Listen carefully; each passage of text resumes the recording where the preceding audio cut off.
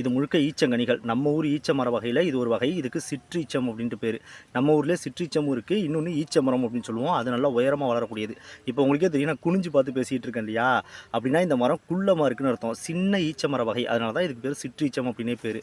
இதோட அந்த கனிகள பாருங்க. சின்ன சின்னதா இருக்கும். நல்ல சிவப்பு நிறத்துல இருக்கும். இது இன்னும் எதுவுமே பழுக்கல. இதெல்லாம் கனிஞ்சதுக்கு அப்புறம் என்ன ஆகும்னா கருப்பு நிறத்துல மாறிடும். எப்போ திக்கா கருப்பா மாறுதோ அப்போ இத சாப்பிடலாம். ரொம்ப சின்னது. நல்ல கல்லு மாரி இருக்கும். பொதுவாவே ஈச்ச மரமும் அப்படிதான் ஸ்ட்ராங்கா இருக்கும்.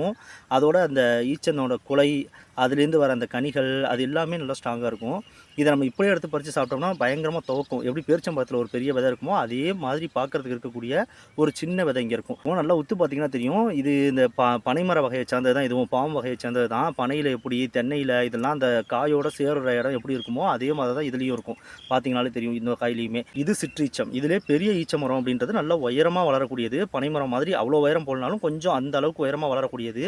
ஆனால் 2 மரத்துலையுமே முட்கள் நிறைஞ்சிருக்கும். இதோட இலை முழுக்க முட்கள் இருப்பாருங்க. நல்ல ஷார்ப்பான முட்கள். கையை உள்ளே விட்டு இதை பறிக்கணும் அப்படின்னாலே இந்த முட்களில் குத்து வாங்காமல் பறிக்க முடியாது. அவ்வளோ முட்கள் இருக்கும்.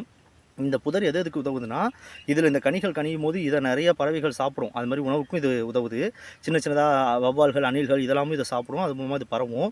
அதே மாதிரி இது நல்ல முட்கள் நிறைந்த ஒரு புதர் மாதிரி இருக்கிறதுனால நிறைய உயிரினங்களுக்கு இது ஒரு உறைவிடமாகவும் அமையும். இது அதிகபட்சமே ஒரு 3 அடி 4 அடி அந்த உயரத்துக்கு மேலே வளராது. தரையை ஒட்டியே இருக்கக்கூடிய ஒரு ஈச்சம். அதனால தான் இதுக்கு சிற்றீச்சம் அப்படின்னே பேர். பெரிய ஈச்ச மரத்தை பற்றி இன்னொரு வீடியோவில் பார்ப்போம்.